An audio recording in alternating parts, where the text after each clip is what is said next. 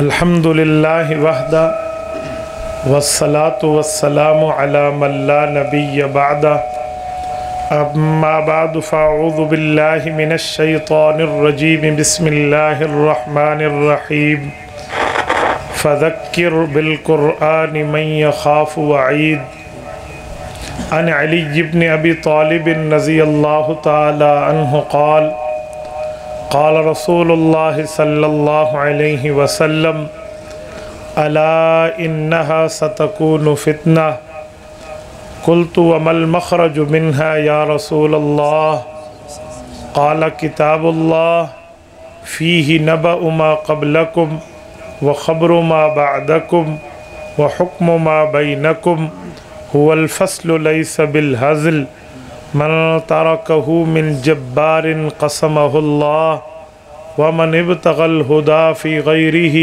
اضلہ اللہ وہو حبل اللہ المتین وہو الذکر الحکیم وہو الصراط المستقیم هو الذی لا تزیغ به الاہواء ولا تلتبس به الألسنة ولا يشبع منه العلماء ولا يخلق عن كثرة الرد ولا ينقضي عجائبه هو الذي إذ سمعته الجن حتى قالوا إنا سمعنا قرآنا عجبا يهدي إلى الرشد فآمنا به من قال به صدق ومن عمل به أجر ومن حكم به عدل ومن دعا إليه هدي إلى صراط مستقيم رواه الإمام الهمام الترمذي في جامعه صدق الله العظيم وبلغنا رسوله النبي الأمي الكريم ونحن على ذلك لمن الشاهدين والشاكرين والحمد لله رب العالمين۔ معزز دوستو، آج 25 فروری 2021 بروز جمعرات ہے۔ آپ کے ہاں جامعہ ابو بکر صدیق و جامع مسجد ختم نبوت صلی اللہ علیہ وسلم میں حضرت مولانا قاری ضیاء اللہ صاحب کی دعوت پرخلوص پر میں آپ کی خدمت میں حاضر ہوں۔ میرے دوستو، سب سے پہلے آپ کا شکریہ کہ آپ لوگوں نے ٹائم کی پابندی فرمائی ہے۔ اللہ تعالیٰ آپ کو خوش و خرم رکھے۔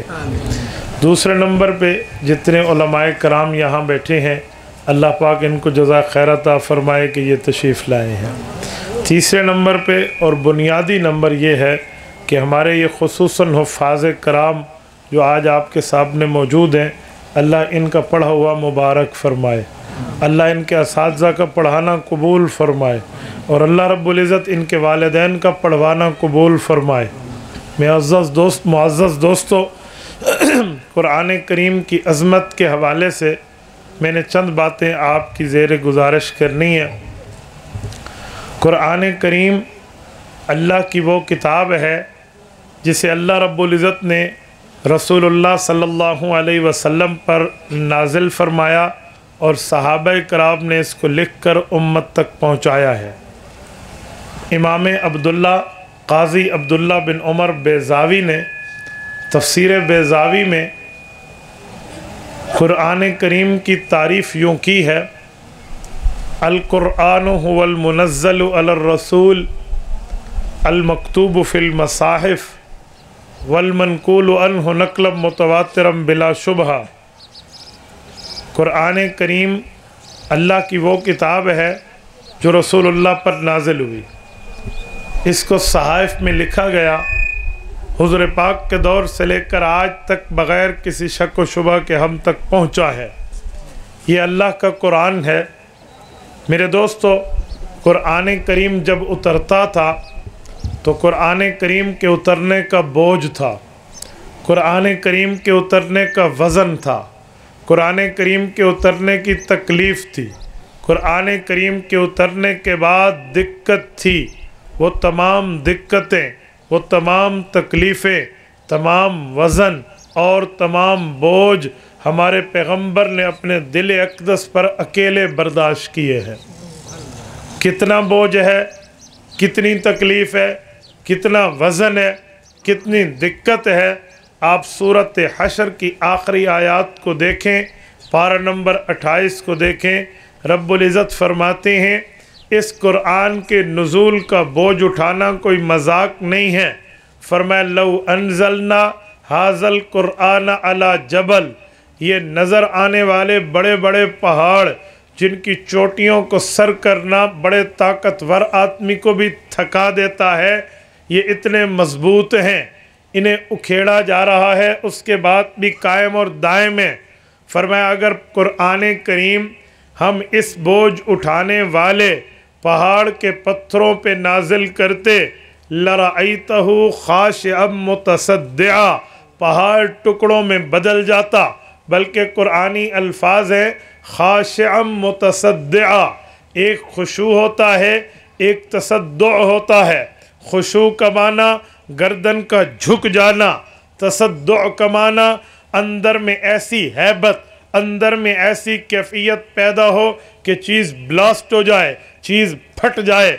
अल्लाह फरमाते हैं जब कुरान करीम पहाड़ पे अब नाजिल करते, खाशिआ, ये वज़न न उठाते तो शर्म के मारे इस पहाड़ की गर्दन झुक जाती कि मैं कुरान का बोझ नहीं उठा सकता, मैं कुरान का वज़न नहीं बर्दाश्त कर सकता, मुझसे नुज़ूल कुरान की तकलीफ़ और दिक्कत बर्दाश्त नहीं होती। नंबर 2, मुतसद्दिअम मिन खशियतिल्लाह, कलामुल्लाह की हैबत, कलामुल्लाह के जलाल, कलामुल्लाह के असर, कलामुल्लाह के रोब, कलामुल्लाह के दबदबे की वजह से मुतसद्दिआ, पहाड़ में ऐसी सख्ती आती, ऐसी कैफियत आती, ऐसे हालात पैदा होते कि पहाड़ यूँ फट जाता जैसे बम ब्लास्ट हो जाता है। मुतसद्दिआ क्यों?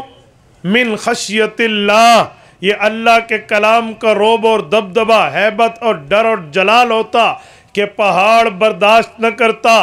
बन्नों के गैरतमंद मुसलमानों, मैं एक बात पूछते लगा हूँ, पहाड़ तो बहुत सख्त होता है, दिल नरम होता है। पहाड़ की सख्ती, शिद्दत और हिद्दत मशहूर है, दिल की नरमी और मैलान मशहूर है। दिल तो दिल है, वो गोश्त का एक लोथड़ा है। कुर्बान जाएं पाक पैगंबर के कल्ब अतहर पे, हुज़ूर पाक अलैहिस्सलातु वस्सलाम के लिए रब ने इस कुरान को पहाड़ों पे नाजिल नहीं किया, पहाड़ की चोटियों पे नहीं उतारा, उन पत्थरों पे नहीं उतारा, बल्कि नुज़्ज़िला अला क़ल्बि मुहम्मदिन, ये कुरान करीम हुज़ूर पाक सल्लल्लाहु अलैहि वसल्लम के दिल अक़दस पे उतरा है, हुज़ूर के सीने पे नाजिल हुआ है। पैगंबर के दिल ने, हुज़ूर के सीने ने जो उतरने की तकलीफ़ पहाड़ नहीं उठा सकते थे, वो पहाड़ उस तकलीफ़ के उठाने से आजिज़ आ जाते। हुज़ूर अक़दस के दिल अक़दस ने उसको बर्दाश्त किया है। दिल अक़दस ने। मैं एक जुमला कहता हूँ, सुनिए। सहाबा कराम बताते हैं जब रसूल अक़दस सल्लल्लाहु अलैहि वसल्लम पर वही नाजिल होती, अगर हुजूर किसी सवारी पर मौजूद होते, वो सवारी बैठ जाया करती थी। हज़रत अलीजुल मुर्तज़ा फरमाते हैं पैगंबर अलैहिस्सलाम का घुटना मुबारक मेरी रान के ऊपर था, हुजूर पर वही की कैफियत तारी हुई, मुझे यूं लगा जैसे मेरी टांग की हड्डियां टूट जाएंगी। मेरे दोस्तों, ये तकलीफ हुजूर पाक ने अकेले बर्दाश्त की है।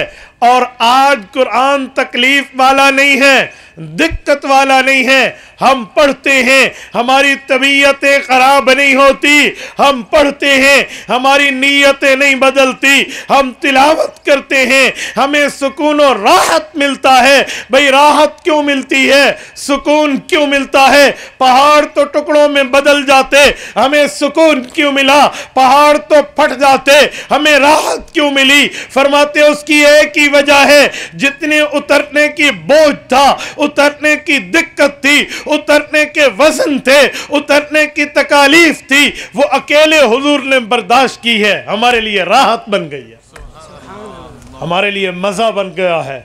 मेरे दोस्तों, कुआं खोदना बड़ा मुश्किल है, कुएं को खोद कर कुएं से पानी दरियाफ्त करना बड़ा मुश्किल है।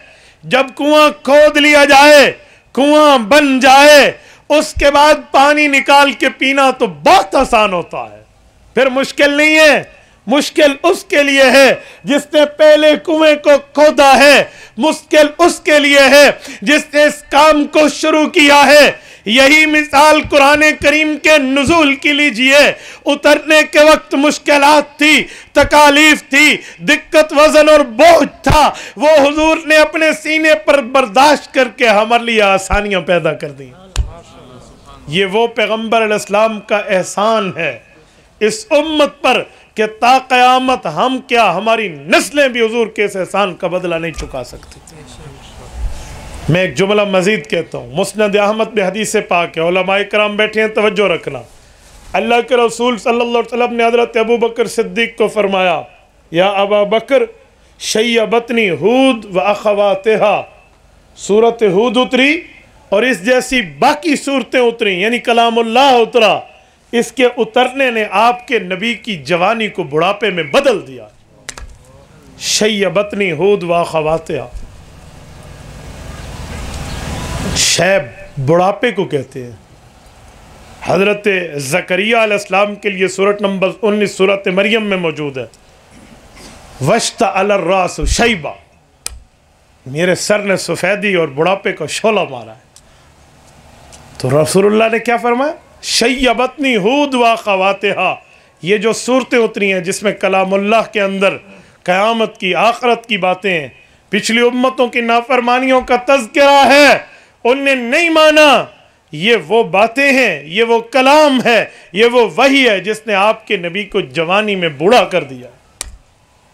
بوڑھا ہونا کوئی مذاق تھوڑی ہے، نوجوانی میں بوڑھا ہو جانا، چڑھتی جوانی میں بڑھاپا آ جانا، اس کا معنی، اس کا مطلب یہ ہے کہ حضور علیہ السلام نے اپنی جوانی میں وہ خدمات سر انجام دی ہے جو لوگ بڑھاپوں میں بھی نہیں دے سکتے۔ وہ اکیلے اللہ کے رسول کی نفیس جان نے تکلیف برداشت کی ہے۔ اس قرآن کے نزول کی وجہ سے پیغمبر علیہ السلام نے پتھر کھائے ہیں۔ اگر آپ کا ذوق تازہ ہے، میں ایک جملہ کہتا ہوں، نبی اقدس کی ذات اقدس پہ پتھر اٹھانے والے بھی تو انسان تھے، اگرچہ مسلمان نہیں تھے، لیکن میں ایک بات کرتا ہوں، اس کائنات میں انسانیت کو وجود ملا ہے، حضور پاک کی ذات کی وجہ سے ملا ہے۔ جو بندہ پتھر حضور کو مار رہا ہے، اسے نہیں پتا میں جس پر سنگ باری کر رہا ہوں میرا وجود بھی اسی کی برکت سے ہے، میرا وجود بھی، میرا جسم بھی، میری جان بھی اسی نبی پاک کی برکت کی وجہ سے ہے کہ اگر یہ نہ ہوتے تو کائنات میں کوئی نہ ہوتا۔ یہ کم قربانی ہے، یہ کم تکلیف ہے۔ بانی کی حیثیت کیا ہوتی ہے؟ ایک مدرسے کا بانی ہو، ایک فیکٹری کا بانی ہو، ایک صوبے کا بانی ہو، ایک جماعت کا بانی ہو جو سٹارٹ کرتا ہے، ابتدا کرتا ہے، شروعات کرتا ہے، اور ایک کارکن اٹھ کے، ایک چھوٹا اٹھ کے اس بانی پہ پتھر دے مارے، اس بڑے کے خلاف بول چاہے، تو اس بڑے کا دل کتنا دکھے گا کہ کل کا بچہ ہو کر مجھے مار رہا ہے، یار یہ کام میں نے شروع کیا، اس کی ترتیب میں نے رکھی، جس درخت سے آج یہ پھل کھا کر جوا ہوا ہے وہ درخت کی جڑیں میری بھی رکھی ہوئی ہیں۔ رسول اقدس صلی اللہ علیہ وسلم پہ پتھر اٹھائے گئے، تکالیف حضور نے برداشت کی، مکہ والوں کے تانے سہے، ان کی باتوں کو سہا، لیکن حیران ہیں ان لوگوں پر، وہ پتھر بھی اسے مار رہے، تانے بھی اسے دے رہے جس کی وجہ سے انہیں اپنی جان میسر آئی ہے، جن کی وجہ سے انہیں اپنے جسم میسر آیا ہے۔ تو حضور علیہ السلام کی قربانیوں کی ایک لسٹ ہے۔ اچھا، کلام اللہ میں روب ہے، کلام اللہ میں ہیبت ہے، کلام اللہ جلالی کلام ہے، اس جلالی کلام سے پڑھنے والے کو تکلیف نہیں ہوئی، کیوں؟ حضور علیہ السلام نے تکلیف اکیلے برداشت کر لی، حالانکہ اللہ کی بات نبی کے واسطے کو ہٹا کے کوئی امتی سنے تو وہ مر جائے، کیوں؟ مخلوق خالق کی بات تک واسطہ پیغمبر کے ذریعے پہنچے گی، ورنہ نہیں پہنچ سکتے۔ موسیٰ علیہ السلام کو قوم نے کہا تھا نا، ارین اللہ جہرا، ہمیں ہمارا رب دکھاؤ، ہم اپنی آنکھوں سے دیکھنا چاہتے ہیں ہمارا رب کیسا ہے۔ تو رب العزت نے کیا فرمایا؟ لن ترانی، نہیں دیکھ سکتے تم لوگ، لیکن قوم نے مجبور کیا، آپ ہمیں دکھائیں۔ قوم نے اصرار کیا، قوم نے آگے سے اپنی آفرز پیش کی، اور اپنی خواہش و تمناؤں کا اظہار کیا تو موسیٰ علیہ السلام نے قوم سے 70 بندوں کا انتخاب فرمایا، کہا آؤ جاؤ میں تمہیں کوہ طور پہ لے جاتا ہوں، کوہ طور پہ ٹھہر کر اللہ سے بات کر لینا۔ کہا جی بہت اچھا۔ یہ پہنچے، انہوں نے بات کرنے کی کوشش کی، رب نے تجلی اتاری اور یہ سارے مر گئے اور وہ پہاڑ ریزہ ریزہ ہو گیا۔ حضرت موسیٰ علیہ السلام بے ہوش ہو گئے، اٹھے تو عرض کیا میرے مولا یہ لوگ تمہیں دیکھنے آئے تھے اور اپنی قوم کو جا کر بتاتے، آج یہ بھی مر گئے، پچھلوں کو بتائے گا کون؟ بات تو وہیں آ کر ٹھہر گئی ہے۔ اے موسیٰ آپ چاہتے کیا ہیں؟ اللہ انہیں زندگی دے دے۔ کہا جی پھر؟ کہ تاکہ قوم کو جا کے بتائیں تو صحیح، کوئی نبی کے علاوہ خدا سے بات نہیں کی جا سکتی اس دنیا میں۔ اللہ پاک نے دعا قبول کی، اس کو ان قوم کو زندگی ملی، ان 70 بندوں کو۔ وہ پچھلے 70,000 کے پاس گئے جو پیچھے قوم کے نمائندے بن کے آئے تھے، انہیں کہا بھئی نبی کے واسطے سے سنو گے تو بات بنے گی ورنہ نہیں۔ تو کلام خدا سے قوم موسیٰ تو مر گئی ڈائریکٹ سننے پہ، ہم کلام اللہ سنتے ہیں۔ ابھی قاری صاحب نے پڑھا ہے، اللہ اس کی آواز میں برکات عطا فرمائے، کیا انداز ہے۔ ابھی انہوں نے پڑھا ہے، آپ کو اور ہمیں سکون ملا، ہمیں تکلیف تو نہیں ملی، ہمیں کوئی بوجھ تو نہیں آیا، ہم کوئی جلے اور مرے تو نہیں ہیں۔ وجہ اب یہ کلام جلالی نہیں جمالی بن چکا ہے، وجہ حضور علیہ السلام کے سینے سے گزر کے آیا ہے، پیغمبر کے سینے کو کراس کر کے آیا ہے۔ دیکھو بجلی گرم ہے یا ٹھنڈی ہے؟ بولیے جی گرم ہے، اور یہ ٹھنڈی ہو جاتی ہے اے سی میں، کیوں؟ اچھا ایک منٹ یہاں میں رکتا ہوں۔ بجلی گرم ہے آپ نے کہا، اس پر دلیل کیا ہے کہ بجلی گرم ہے؟ کوئی دلیل ہے؟ بجلی آگ سے بنی ہے؟ نہیں نہیں، یہ تو ایک تحقیق ہے، تو پانی سے بنی ہے، یہ تو ایک بہت بڑی تحقیق ہو جائے گی کہ اگر آگ سے بنی ہے۔ بجلی گرم ہے، اس پر کوئی دلیل دے جی۔ خون خشک کر لیتے ہیں، دلیل ہے کہ گرم ہے۔ چلو ایک بات آ گئی، کوئی اور دلیل دے، کوئی مزے کی جو اسپیسیفکس وہ ثبوت ہو نا، جو فٹ ہو جائے کہ گرم ہے ٹھنڈی نہیں ہے۔ جب بندہ برف میں جائے اور وہ برف باری میں اللہ نہ کرے اس کو مدد نہ پہنچے اور وہ وہاں مر جائے، اس کا خون جم نہیں جاتا، خشک ہو جاتا ہے نا، تو برف گرم ہے۔ پھر آپ کی دلیل تو ٹوٹ گئی، کوئی اور لاؤ جی۔ رائٹ، زبردست، یہ دلیل ہے۔ جس کو بجلی لگے وہ جل جاتا ہے، اس کی دلیل ہے کہ بجلی گرم ہے، یہ دلیل ہے۔ یہ میں آپ سے کہلوانا چاہتا تھا کہ بجلی کے گرم ہونے کی دلیل یہ ہے کہ جس کو لگ جائے وہ آگ میں جل جاتا ہے، تو بجلی گرم ہوئی۔ اے سی میں ٹھنڈی کیسے ہے؟ فریج اور فریزر میں ٹھنڈی کیسے ہے؟ گرم بجلی نے ٹھنڈک کیسے دی ہے؟ کہیں گے کمپریسر سے گزری ہے، کمپریسر کے گزرنے نے اس کی حرارت کو برودت میں بدل دیا ہے، اس کی گرمی کو نرمی میں بدل دیا ہے، اس کی سختی کو پیار میں بدل دیا ہے۔ ایسے سورج گرم ہے، ڈائریکٹ آپ کو اور میں اپنی آنکھ پہ نہیں دیکھ سکتے۔ ابھی سورج کی وجہ سے میں نے اینک پہنی ہوئی کہ میری آنکھ میں چڑھ جاتی ہے، انسان ڈائریکٹ سورج کو نہیں دیکھ سکتا، لیکن یہی سورج کی روشنی جب چاند میں جاتی ہے، کیونکہ سورج منیر ہے، روشنی دینے والا، چاند مستنیر ہے، روشنی طلب کرنے والا، لینے والا۔ علماء جانتے ہیں باب استفال کی الف سینتا طلب کے لیے آتی ہے، ثلاثی مجرد کا 10واں باب ہے، مستنیر ہے، روشنی لینے والا۔ تو سورج کی روشنی گرم تھی، لیکن جب رات کو چاند کی چاندنی میں بیٹھو مزہ آتا ہے، اچھی لگتی ہے، آنکھوں کو ٹھنڈک دیتی ہے۔ وجہ سورج گرم تھا، وہ گرم روشنی چاند کی ٹھنڈک سے گزری تو نرم ہو گئی۔ ایسے کلام خدا جلالی تھا، پہاڑ پہ اترتا تو جل جاتا، ٹکڑوں میں بدل جاتا، ریزہ ریزہ ہو کے پھٹ جاتا، لیکن وہ پہاڑ پہ نہیں اترا۔ اگر اترتا تو ہم آیت نہ پڑھ سکتے، بسم اللہ پڑھتے آگ لگ جاتی، نہ ہو سکتا کچھ۔ اب وہ کیفیات نہیں ہے، وجہ ڈائریکٹ نہیں آیا، حضور پاک کے سینہ مبارک سے گزر کے آیا ہے۔ بجلی کمپریسر سے گزرے تو ٹھنڈی ہو جائے، چے نسبت خاک بعالم پاک، اس کو کیا نسبت ہے رسول اللہ کی ذات سے؟ یہ کمپریسر کیا؟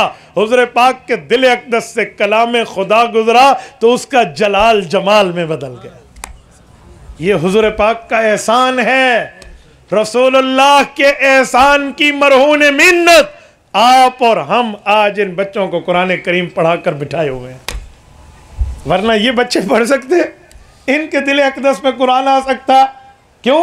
وہ حضور علیہ السلام کے سینے نے ساری تکلیفیں برداشت کر لی، ساری دقتیں اور بوجھ اور اوزان برداشت کر لیے، آپ کو اور ہمیں نرم کلام دیا، اور اس کلام کی برکات ہیں، کسی کو سر میں درد ہو، کسی کو پاؤں میں درد ہو، کسی کو کوئی تکلیف ہو، کہتے ہیں نا پڑھ کے پھونک مار دو، دم کر دیں، دم کہتے ہیں سانس کو، یعنی پڑھ کے پھونک مار دیں تو پھونک مارنے سے بندہ ٹھیک ہو جاتا ہے۔ کیوں؟ کلام خدا کی برکت ہے، وَنُنَزِّلُ مِنَ الْقُرْآنِ مَا هُوَ شِفَاء، وَنُنَزِّلُ مِنَ الْقُرْآنِ مَا هُوَ شِفَاء، شفا کا معنی صحت ملتی ہے، وَرَحْمَةُ لِلْمُؤْمِنِينَ۔ اچھا، رحمت، نرمی، پیار، محبت، مودت بھی ہے اس میں۔ امام قاضی سعد الدین تفتازانی رحمہ اللہ، یہ توضیح تلویح، اصل نام اس کا تلویح توضیح ہے، انہوں نے ایک مرتبہ بادشاہ کو دم رکھا، کیونکہ بادشاہ بیمار ہو گیا تھا، اسے کوئی تکلیف ہو گئی تھی، اس پر روزانہ ڈاکٹروں نے دوائیاں لگا کے ٹائم اپنا ضائع کیا، بادشاہ کو صحت نہ ملی اور اس کی بیماری بڑھتی گئی۔ تو کسی نے کہا جی مولوی صاحب سے دم کرا لو، تو امام سعد الدین کے پاس بادشاہ کی سواری آئی اور اس کے اوپر بٹھا کر ان کو لے گئے، تو امام سعد الدین نے قرآن کریم پڑھا اور بادشاہ کی اس جگہ پہ پھونک مار دیا۔ بادشاہ نے بڑی عزت دی، بڑی احترام سے دوبارہ سواری پر ان کو بھیجا کہ جاؤ ان کو گھر تک چھوڑ کے آؤ۔ تو راستے میں ڈاکٹر ٹھہرے تھے جو روزانہ علاج کرتے تھے نا، انہوں نے آپس میں کہا کہ مولوی تو نمبر لے گیا، ہم تو خود آتے تھے، اسے بلایا گیا ہے، ہم خود جاتے تھے، اسے بھیجا گیا ہے، اور ہم دوائی لگاتے تھے، اس نے لگایا ہی کچھ نہیں اور اسے نذرانے مل گئے اور یہ چلا گیا۔ یہ کیا ہے؟ یہ مولویوں کا کام خراب ہے، اس سے پوچھو کہ کوئی فائدہ ہوا ہے؟ پڑھ کے پھونک دے تو اس سے کوئی فائدہ نہیں ہوتا۔ تو جب امام سعد الدین تفتازانی گزرنے لگے تو کہتے ہیں امام ابو علی سینا سمیت جو میڈیکل آف ڈاکٹروں کی پورا سٹاف موجود تھا نا، سٹاف آف دا میڈیکل، وہ یہ سارے ٹھہرے تھے۔ انہوں نے کہا جی ایک بات بتاؤ مولوی جی۔ کہا کیا؟ کہا پڑھ کے پھونک رہے ہو، لگاتے تو کچھ نہیں ہو زخم پہ، کوئی دوائی لگاؤ، کوئی فیزیبل ہمیں کوئی نظر آئے، ہم آنکھوں سے دیکھے، ویزیبل ہو، کچھ لگائے جسم پہ تو پھر اثر بھی ہوگا۔ لگایا بھی کچھ نہیں ہے، دوائی بھی کچھ نہیں ہے، مرہم پٹی بھی کچھ نہیں ہے، اور ایسے بندے تھوڑے ٹھیک ہو جاتے ہیں، ادھر تو کچھ پہلے لگانا پڑتا ہے۔ تو مولوی صاحب نے کہا کہ اپنی اپنی بکواس بند کرو اور جاؤ گھروں کو، ہٹ جاؤ آگے سے۔ تو وہ تو ڈبل غصہ ہو گئے، انہوں نے کہا یہ عجیب حالات ہیں مولوی کے، دیکھو بابا اس کو جواب بھی نہیں آتا اور غصہ بھی کرتے، ہمیں گالی دیتا ہے۔ آپ کے پشتوں میں کہتے ہیں نا کنزل کئی، ٹھیک ہے، گالی دے رہا ہے ہمیں، اور چوری اور سینہ زوری، اس کی بادشاہ کے پاس شکایت کرو۔ وہ بادشاہ کے پاس لے گئے، بادشاہ سلامت سے کہا کہ اس مولوی صاحب کے ہمیں جواب لے کر دو ورنہ ہم نہیں جانے دیں گے۔ تو بادشاہ نے سب کو بلایا، دربار لگ گیا، مولوی صاحب بھی آ گئے۔ تو ان سے کہا کہ مولوی صاحب آپ نے ان کو کیوں بیچاروں کو غصہ کیا ہے، آپ جواب دیتے۔ تو انہوں نے کہا کیا غصہ کیا ہے؟ میں نے تو جواب دیا ان کو۔ تو انہوں نے کہا بادشاہ سلامت نے کہا حضرت کیسا جواب دیا ہے؟ کہا ان کا سوال آپ کو پتہ ہے کیا ہے؟ کہا ان کا سوال تو تھا کہ پہلے کوئی دوائی لگاؤ، پہلے کوئی نظر آئے، اوپر لگے، پھر اثر ہوتا ہے، ایسے لفظوں سے پھونک مارنے سے تو اثر نہیں ہوتا۔ تو آپ نے آگے سے کہا بکواس بند کرو اور ہٹ جاؤ۔ تو انہوں نے کہا بادشاہ سلامت میں نے جواب دیا ہے۔ کہا کیسا جواب ہے؟ کہا دیکھو میں نے کہا بک بک بند کرو، میں نے صرف لفظ بولے ہیں، میں نے تھپڑ نہیں مارا، میں نے ڈنڈا نہیں مارا، میں نے کوئی اور چیز نہیں ماری، میرے لفظوں میں اتنی طاقت اور پاور ہے کہ یہ لال پیلے ہو گئے دور سے ٹھہر کے، میرے الفاظ میں اتنی جو ہے نا کیا کہتے ہیں ہمت ہے کہ وہ ان کو بیٹھے بٹھائے غصے میں لے آیا۔ جب میرے لفظوں میں اتنی طاقت ہے تو اللہ کے لفظ میں کوئی طاقت نہیں ہے، خدا کے لفظ میں کوئی پاور نہیں ہے یار۔ تو میں نے ان کو جواب دیا ہے۔ تو میرے دوستو میں یہاں ایک جملہ کہتا ہوں، علماء کی چیز ہے نا، یہ لوگ برداشت کر جائیں نا بہت بڑی بات ہے، ورنہ سارا دن لوگ علماء پہ بولتے ہیں۔ میں کل پنجاب میں گفتگو کر رہا تھا تو میں نے وہاں ان حضرات سے کہا کہ اپنے بچوں کو عالم اور حافظ بناؤ۔ میں آپ حضرات سے بھی کہوں گا کہ اسکول کالج پڑھاؤ، میں منع نہیں کرتا، ہم نے بھی پڑھا ہے، پڑھنا چاہیے، لیکن انگریزی تہذیب نہ اپناؤ، یہودی تہذیب نہ اپناؤ، اسلامی تہذیب اور اسلامی ثقافت اپناؤ۔ سر پہ پگڑی رکھ کے بھی انگلش پڑھو نہ، کون آپ کو منع کرتا ہے؟ میں نے اپنی گریجویشن تک ٹاپ کر کے پڑھا ہے، میں ریگولر پڑھا ہے، کبھی اسٹیک آف نہیں ہوا، کبھی جرمانہ نہیں لگا، میں فائنیبل نہیں ہوا، میرے لیے کوئی مسئلہ نہیں ہے۔ تو پڑھنے میں کون سا مسئلہ ہے؟ ہاں دینداری والی شکل رکھ کے پڑھو نا، پھر مزہ آئے، پھر آپ بات کریں تو پڑھانا چاہیے۔ آپ بھی اپنے اولاد کو اسکول کالج پڑھائیں، لیکن یہاں بھیجیں، اس مدرسے میں آپ بھیجیں، تاکہ یہ لوگ پڑھا کر آپ کو دنیا اور آخرت کے علوم سے آپ کے اولاد کو نواز دیں۔ دیکھو بچہ پڑھے گا نا، زیادہ زیادہ افسر لگ جائے گا اسکول پڑھنے کے بعد، تو افسر کیا کرے گا؟ دنیا کی خدمت کر سکے گا، نہ دین کی تو نہیں کر سکتا، آخرت کی تو نہیں کر سکتا۔ بڑے سے بڑا افسر بھی بن جائے تو اپنے باپ کو کہے گا کوئی دنیاوی چیز چاہیے تو میں دیتا ہوں نا، یہ قبر کی دے گا، قبر کی نہیں۔ لیکن یہ جو علوم ہے نا، یہ علم، یہ آپ کو کیا آخرت میں بھی آپ کو سفارش کا فائدہ دیں گے۔ عشرۃ من آل بیتہ کلہم وجبت علیہ النار، حضرت علی المرتضیٰ کی روایت ہے، اللہ کے رسول نے فرمایا حافظ قرآن 10 بندوں کی سفارش کرے گا، اپنی فیملی ممبرز، اپنے خاندانی افراد، اپنے رشتہ داروں کے جن پر جہنم واجب ہو چکی ہو، یہ آپ کی جنت کی ٹکٹس بیٹھی ہیں، جنت کی بورڈنگ ہو چکی ہے ان بندوں کے جن کی اولاد نے قرآن کریم پڑھا ہے۔ یہ پکی بات ہے، اس پر کوئی دوسری رائے نہیں ہے۔ تو جب ہم یہ کہتے ہیں نا کہ اپنی اولاد کو دین پڑھاؤ، تو وہ میں پنجاب کی بات کر رہا تھا، تو لوگ بھی ایک بات کا سوال لے کر منہ میں بیٹھ جاتے ہیں کہ مولوی صاحب سے ایک بات پوچھیں، مولوی صاحب اگر ہم اپنے بچوں کو مولوی بنائیں گے تو ہمارے بچے تو بھوک سے مر جائیں گے، کھائیں گے کہاں سے؟ بس وہ سمجھتے ہیں کہ مولوی جو بن جائے گا نا تو کھائے گا کہاں سے۔ چلو یہ ایک بات ہے، اس ایک بات کو ذرا ڈبے میں بند کر کے ادھر رکھ دو کہ مولوی بن گیا تو کھائے گا کہاں سے۔ ذرا ایک اور ڈبہ کھولتے ہیں، جب کھانے کی باری آتی ہے نا تو زیادہ کون کھاتا ہے؟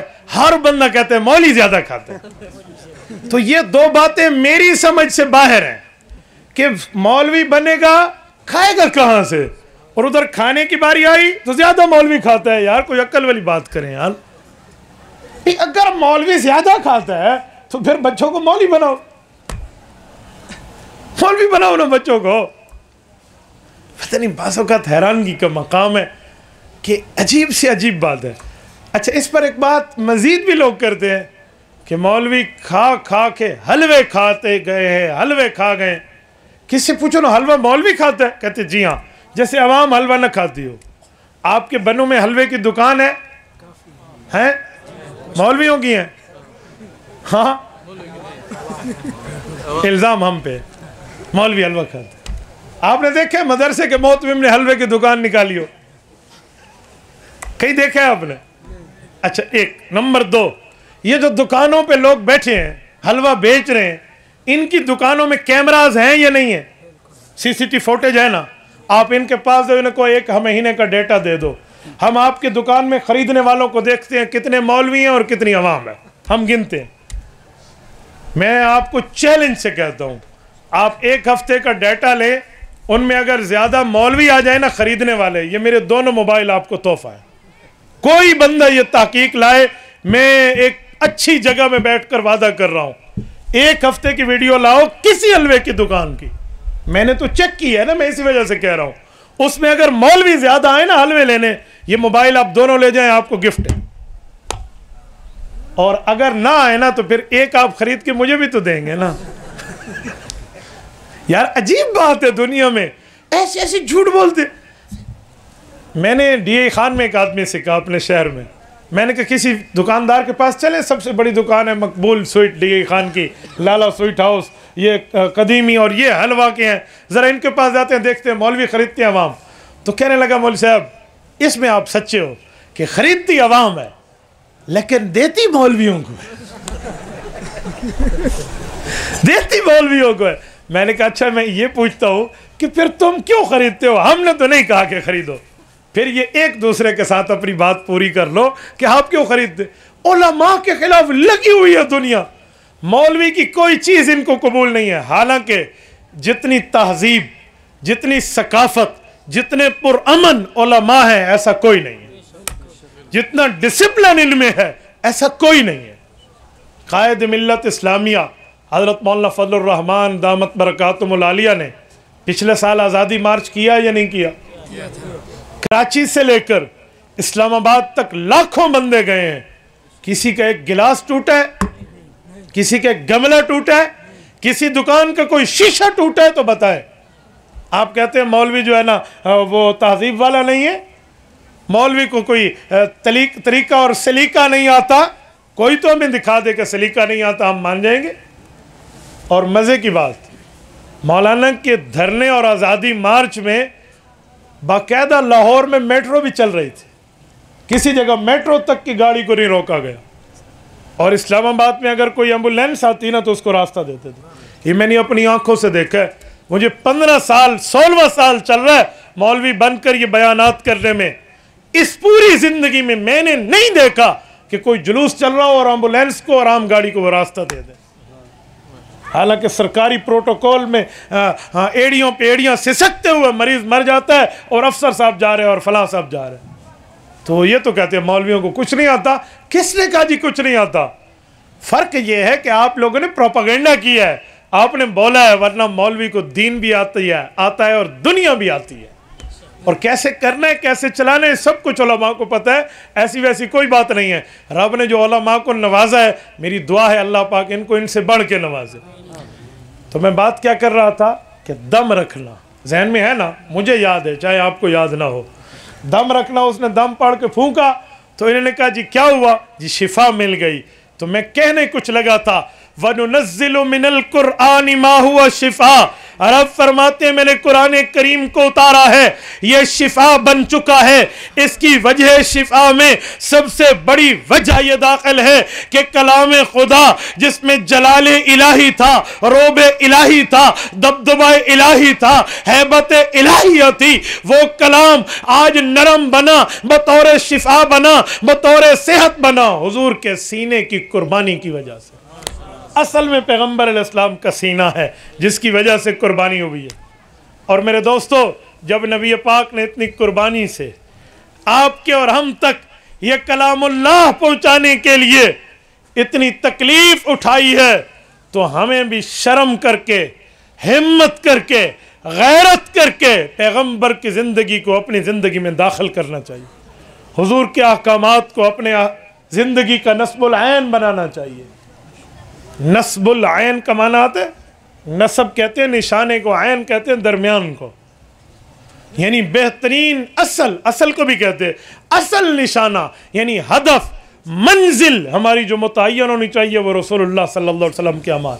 और हुजूर अलैहि सलाम से प्यार कैसा हो, मुआफ़क़त कैसी हो, मैं इसके लिए कोई लंबी बात नहीं करता। मैं एक जुमला समझाने के लिए कहता हूँ। आपके मदरसे का नाम मदरसा अबू बकर है ना, तो मदरसा अबू बकर पे मैं हज़रत अबू बकर सिद्दीक़ की एक बात लाता हूँ। काजी ज़ैन ने मुनब्बहात में वाक़या लिखा है, रसूलुल्लाह सल्लल्लाहु अलैहि वसल्लम एक महफिल में मौजूद है, खुलफ़ाए राशिदीन के समेत। अल्लाह के रसूल ने फरमाया, हुब्बिबा इलैया मिन दुनियाकुम सलास, मुझे तुम्हारी दुनिया से 3 चीज़ें पसंद है। हज़रत अबू बकर ने कहा, हज़रत उमर ने कहा, हज़रत उस्मान ने कहा, हज़रत अली ने कहा, जिब्राइल ने कहा, अल्लाह ने फरमाया। मैं एक जुमला कहता हूँ, तवज्जो रखना। मैं पूरा वाक़या नहीं सुनाता, वो आपने सुना हुआ है, मैं सिर्फ उससे एक मोती निकाल के आपकी खिदमत में देता हूँ। जब रसूलुल्लाह सल्लल्लाहु अलैहि वसल्लम ने फरमाया मुझे 3 चीज़ें पसंद हैं, तो वो क्या थी, और अबू बकर ने 3 कही तो वो क्या थी, ज़रा ये सिर्फ समझना। वाक़या तो आप लोगों को याद होगा। हुज़ूर अलैहि सलाम ने फरमाया अत्तीब, मुझे खुशबू पसंद है, पहली चीज़ अल्लाह के रसूल ने फरमाया। नंबर 2, वल मरअतु सालिहा, नेक बीवी पसंद है, ठीक है। नंबर 3, वजुइलत कुर्रतु ऐनी फिस सलाह, के नमाज में तो है ही मेरी आंखों की ठंडक। तो जो पहली चीज़ है अत्तीब, खुशबू, अच्छी खुशबू होनी चाहिए। जब बंदा किसी को खुशबू तोहफा देता है तो अच्छी से अच्छी दे। आजकल लोगों ने मिट्टी के तेल वाले अत्तर रखे होते, किसी को ये लगाओ, दूसरा लगाए तो उसको उल्टी आ जाए। 4 दिन पहले हम एक जगह गए तो एक बंदा हमारी गाड़ी में आकर बैठा, वो पता नहीं ऐसे ही कोई अत्तर वत्तर लगा कर आया था, कोई जिन्नात वाला। यकीन माने वो गाड़ी में बैठा तो हम सब ने यूँ उठा के यूँ कर ली। ऐसी खुशबू ना रखो, खुशबू होनी चाहिए जो अच्छी भी हो, बेहतरीन। अभी एक दोस्त ने मुझे अत्तर दिया, क्या बात है, सूंघने समझ आता है यार ये खुशबू है। तो अच्छी खुशबू जिससे बंदे का दिमाग खुश हो जाए। یہ مٹی کے تیل والے کو 10 روپے کے عطر نہیں ہونی چاہیے جس سے اگلے کا دماغ ہی خراب ہو جاتا ہے، پتہ نہیں کون سی چیز ہے۔ تو پہلی چیز الطیب، خوشبو ہونی چاہیے۔ نمبر 2 والمرأۃ الصالحہ، نیک بیوی۔ اور یہاں بھی یاد رکھو آج کل عجیب زمانہ آ گیا ہے، لوگوں کو دوسرے کی بیوی تو اچھی لگتی ہے، اپنی بیوی اچھی نہیں لگتی۔ اپنی بیوی، یہ جو کہتے ہیں نا کہ عورت جو ہے یہ عورت فتنہ ہے، میں کہتا ہوں جی پوری بات کیجئے، عورت فتنہ ہے تب جب وہ آپ کے نکاح میں نہ ہو، جب وہ نکاح میں آ جائے تو تیرے لیے دنیا آخرت ہے۔ تو اچھا رکھے گا تو آخرت اچھی، برا رکھے گا دنیا اچھی ہوگی آخرت بری ہو جائے گی۔ حدیث پاک ہے، حدیث قدسی ہے، اللہ پاک نے فرمایا کل قیامت کے دن میں خاوند کا ہاتھ پکڑ کے پوچھوں گا جو تیری بیوی تھی وہ میری طرف سے تیرے اوپر ایک قیدی تھا، تو نے میرے قیدی کے ساتھ کیسا سلوک کیا مجھے بتا۔ یاد رکھیں، تو اس لیے بیویوں کے حقوق میں تمام معاملات داخل ہیں۔ ایک عجیب ترتیب ہے۔ اس دن ایک جگہ میں گیا تو ایک بندہ کہنے لگا ان کی طلاق ہوئی تو ہم نے فتویٰ لکھا، تو اس وقت اس نے حق مہر دیا۔ میں نے اس سے پوچھا حق مہر طلاق کے وقت دیتے ہیں یا نکاح کے وقت دیتے ہیں؟ انہوں نے کہا جی ہمارے ہاں رواج ہے ہم طلاق کے وقت دیتے ہیں۔ میں نے کہا سنو، سورت نمبر 33 سورت احزاب پارہ نمبر 22 رب العزت نے فرمایا قد علمنا ما فرضنا علیہم فی ازواجہم، اللہ فرماتے ہیں میں نے بیویوں کے لیے جو حق مہر طے کیا ہے وہ میں نے لازم قرار دیا ہے۔ حضرت جابر کی روایت مسند میں موجود ہے، اللہ کے رسول نے فرمایا لا مہر لاقل من 10 دراہم، کم از کم 10 درہم حق مہر ہے، اس کے علاوہ کتنا ہونا چاہیے؟ قرآن کریم میں ہے وآتیتم احداہن قنطارا، آپ ایک خزانے کا ڈھیر بھی دے سکتے ہو۔ لیکن عجیب رواج چل پڑا ہے، آج دنیا حق مہر تو لکھ کے دیتی ہے لیکن جب بیوی گھر آئے تو اسے چوری چھپے معاف کرا لیا جاتا ہے، اسے پتہ ہی نہیں ہوتا میں کتنے پیسوں کی مالک ہوں، کتنے سونے کی مالک ہوں، کتنی ملکیت کی مالک ہوں، اسے پتہ ہی نہیں، اجی زبان سے معاف ہے معاف ہے، ایسے معاف نہیں ہوتا۔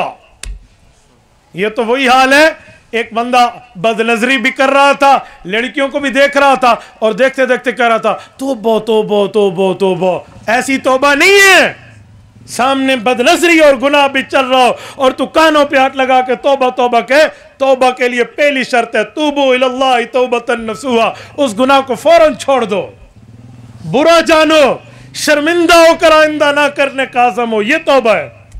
اور گناہ بھی کر رہے ہیں اور جی توبہ توبہ، یہ توبہ نہیں ہے، توبہ سے کھلواڑ ہے، توبہ کے ساتھ مذاق ہے۔ تو یہ بھی ایسے بیوی معاف کرے نا پھر معاف ہوتا ہے۔ کیسے؟ آپ جا کر اس کے ہاتھ میں دے دیں بھئی یہ حق مہر ہے، آپ اس کی مالکہ ہیں، آپ اس کو رکھیں، کسی کو دے دیں، جلا دیں، پھاڑ کے ٹکڑے کر دیں، بیچ دیں، یہ آپ کا ہے۔ اس وقت وہ معاف کر کے ایسے اٹھا کے آپ کو دے دے تو معافی ہوتی ہے، ورنہ نہیں ہوتی۔ ایک بندہ مجھے کہنے لگا جب بیوی کو دے دے گے تو پھر تو وہ نہیں دیتی۔ میں نے کہا جی نہیں دیتی تو تو نے ضروری کھانا ہے، تجھے ضروری شوق ہے دوسرے کی چیز کھا۔ تو میرے دوستو بیوی بھی اپنی ہونی چاہیے۔ ایک بندے نے ایک دن مجھ سے پوچھا مولانا بیوی کے ساتھ ہنی مون پہ جانا جائز ہے؟ میں نے کہا جائز ہے لیکن ایک شرط کے ساتھ کہ بیوی اپنی ہونی چاہیے، اپنی ہونی چاہیے، دوسرے کی بیوی نہیں۔ تو میرے دوستو اللہ کے رسول نے فرمایا مجھے 3 چیزیں پسند ہیں۔ نمبر 1 الطیب، اچھی خوشبو۔ نمبر 2 والمرأۃ الصالحہ، نیک بیوی۔ نمبر 3 وجعلت قرۃ عینی فی الصلاۃ، نماز میں تو ہے ہی میری آنکھوں کی ٹھنڈک۔ جب یہ 3 چیزیں حضور نے بتائیں اور ابو بکر صدیق کو دیکھا کہ ابو بکر اب آپ بولو، تو ابو بکر صدیق کے دل اور دماغ میں کشمکش چل پڑی کہ اگر میں اس کے جواب میں کہتا ہوں کہ میری پسند تو صرف آپ ہے، حضور علیہ السلام آپ ہی ہیں اکیلے، تو حضور کی موافقت نہیں بنتی کہ حضور نے 3 کہے اور میں 1 کہہ دوں۔ اور اگر میں کہہ دوں کہ مجھے 3 چیزیں پسند ہیں تو مجھے تو حضور کے علاوہ کائنات میں کچھ پسند ہی نہیں ہے، تو وہ کیسے کہوں، کیا کروں؟ یہ کشمکش چل پڑی ہے۔ محبت اور عشق اور پیار اور سوال کے جواب میں ایک مقابلہ، ایک کمپٹیشن دل و دماغ میں چل رہا ہے۔ اور اللہ کے رسول صلی اللہ علیہ وسلم جو نظر لگا کر ابو بکر صدیق کو دیکھ رہے ہیں، فوراً صدیق نے ڈیسیژن لیا، فیصلہ کیا اور جواب دیا. دل میں کہا کہ مجھے ایک ہی پسند ہے, لیکن حضور کو عرض کیا یا رسول اللہ مجھے بھی 3 چیزیں پسند ہیں. کہ وہ 3 کیا ہے؟ اب توجہ رکھنا, وہ 3 صدیق نے کئی کیسے. النظر الی وجہک, آپ کو دیکھتا رہوں, توجہ رکھنا. نمبر 2 مالی انفق علیک, آپ پر مال خرچ کرتا رہوں. نمبر 3 بنتی علی فراشک, بیٹی آپ کو دوں. بنو خیبر پختونخوا کے غیور مسلمانوں, یہ 3 چیزیں نہیں ہیں, یہ ایک ہے. اصل میں ہے آپ. نظر بھی آپ پر, مال بھی آپ پر, بیٹی بھی قربان آپ پر. تو اصل تو ایک ہے. ابو بکر کہنا چاہتے ہیں وہ آپ ہی پسند ہے مجھے, ایک. تو ابو بکر نے ایک نہیں کہے, کتنے کہے؟ 3. وجہ یہ ہے کہ صدیق اکبر نے بات تو ایک کی ہے, لیکن اس کی گنتی 3 کر دی ہے تاکہ پیغمبر کی اتباع نصیب ہو جائے. کیونکہ حضور علیہ السلام 3 فرما چکے تھے, تاکہ پیغمبر علیہ السلام کا اتباع مل جائے. یہ ہے موافقت نبوی. اور آج ہم جب تک اپنے اعمال, اقوال و افعال میں پیغمبر علیہ السلام کا اتباع نہیں لائیں گے, مفتی عبدالواحد کا بولنا فضول ہے اور عوام کا سننا فضول ہے, پھر کسی کام کا نہیں ہے, کسی کام کا نہیں ہے. میرے دوستو, اپنی عزت دیکھو تو اللہ کا شکر ادا کرو کہ میرے مولا تو ہے جو میرے گناہوں پہ پردہ رکھے ہوئے اور لوگ میری عزت کر رہے ہیں. اور اپنے آپ کی تذلیل دیکھو تو پھر بھی اللہ کی طرف متوجہ کو کہ اللہ جتنی میری بے عزتی ہوئی ہے میں تو اس سے زیادہ کا مستحق تھا, تو نے پھر بھی میرے گناہوں کو چھپائے ہوئے. تیری ستاری کی چادر ہے. بہت بڑی بات ہے. جس کو رسول اللہ نے اپنی آنکھوں کی ٹھنڈک کہا ہے نا, یہ نماز. اور آج ہم نمازوں کا کیا حال ہے؟ علماء نے لکھا ہے وَإِن مِّن شَيْءٍ إِلَّا يُسَبِّحُ بِحَمْدِهِ, ہر چیز اللہ کی تسبیح بیان کرتی ہے. وَلَٰكِن لَّا تَفْقَهُونَ تَسْبِيحَهُمْ, لیکن تم ان کی تسبیح کو نہیں سمجھ سکتے. یہ کسی اللہ والے کی کشف میں کھل جائے تو کھل جائے, عوام کو کیا پتا. اللہ والوں نے لکھا ہے کتا, گدھا, خنزیر, یہ بھی اللہ کی تسبیح بیان کرتے ہیں. اور ان کی تسبیحات اوروں کے ساتھ ایک تسبیح یہ بھی ہے وَيَقُولُ الْحِمَارُ وَالْحَمْدُ لِلَّهِ الَّذِي جَعَلَنِي حِمَارًا وَلَمْ يَجْعَلْنِي قَلْبًا. اے اللہ تیرا کرم, شکر, فضل, احسان. گدھا کہتے تو نے مجھے گدھا بنایا, کتا نہیں بنایا. کتا کہتا ہے وَيَقُولُ الْكَلْبُ الْحَمْدُ لِلَّهِ الَّذِي جَعَلَنِي قَلْبًا وَلَمْ يَجْعَلْنِي خِنزِيرًا. رب تیرا شکر, تو نے مجھے کتا بنایا, خنزیر نہیں بنایا. اور خنزیر کی تسبیح ذرا سینے میں دل پر ہاتھ رکھ کے سنیے. خنزیر کہتا ہے الحمدللہ الذی جعلنی خنزیرا ولم یجعلنی تارک الصلاۃ. رب تیرا شکر, تو نے خنزیر بنایا, بے نمازی نہیں بنایا. پیغمبر اپنی آنکھوں کی ٹھنڈک نماز میں فرمائیں, اور ہم بیٹھے ہوئے ہیں موبائل کے لیے تو مجھے 10 گھنٹے چاہیے اور نماز کے لیے 10 منٹ بھی نکالنا مشکل ہو جاتے ہیں. سنیں, اگر نماز بندے پر بھاری ہے تو اس کا ایمان ہلکا ہو چکا ہے. اگر ایمان مضبوط ہوتا تو نماز کبھی بھاری نہ ہوتی. تو میرے دوستو, آج کے جلسے کا پیغام, عنوان, میسج یہ ہے کہ اپنی نیتیں ٹھیک کر کے اپنی طبیعتوں کو رسول اللہ کی شریعت کے مطابق بنا دو, اور اپنی اولادوں کو دنیا کے ساتھ دین پڑھاؤ, تاکہ وہ تمہارے پڑھنے کے بعد تمہیں پڑھ کے, تمہارے مرنے کے بعد تمہیں پڑھ کے بخشیں, جو تمہیں قبر تک پہنچتا رہے. کبھی معاشرتی علوم, کبھی سائنس, کبھی پاک اسٹڈی, کبھی ڈبل میتھ اسٹیٹ, کبھی فزکس, کبھی بیالوجی, یہ قبر تک ایصال ثواب نہیں جائے گا. کلام اللہ کی چھوٹی سورت بھی دنیا کو کراس کر کے قبر تک پہنچ جائے گی. یہ چیز ہے, اس کو آگے ویلیو دیں. اس کو ویلیو دیں گے تو خدا کی قسم رب العزت کی طرف سے ہمارے لیے دنیا بھی بہتر ہوگی, ہماری آخرت بھی بہتر ہوگی. اللہ آپ کو رب صراط مستقیم عطا فرمائے. اقول قولی ھذا واستغفر اللہ وآخر دعوانا ان الحمد للہ رب العالمین. إلهي واسع الكرم ورب البيت والحرم إليك أتيت منكسرا